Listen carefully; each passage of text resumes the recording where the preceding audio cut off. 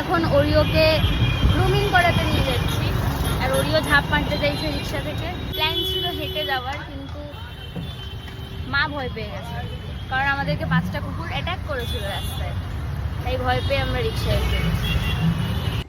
তো Oreo actually খুব দুরন্ত একটা ডগি, সবসময় এরকম মুভিং ভেহিকেল থেকে ঝাঁপ দিতে চায়। অ্যাকচুয়ালি ঝাঁপ দিতে হয়তো চায় না, খালি ও চায় যে ওর মুখে যেন হাওয়া লাগে। তো যেহেতু পুজো আসছে, ও কি নিজেকে প্যাম্পার করবে না?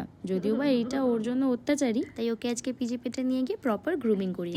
এই যে ওরিও গ্রুমিং সেন্টার থেকে বেরিয়ে পটি করে দিয়েছে, আমরা এখন পালাচ্ছি, তাই নাহলে আমাদের কেউ যদি বলে ওটা তুলতে, ভেরি ব্যাড। এটা হচ্ছে জোড়া মন্দিরের প্যান্ডেল, যেটা প্রত্যেক বছর সেম প্যান্ডেল হয়, সেম প্যান্ডেল।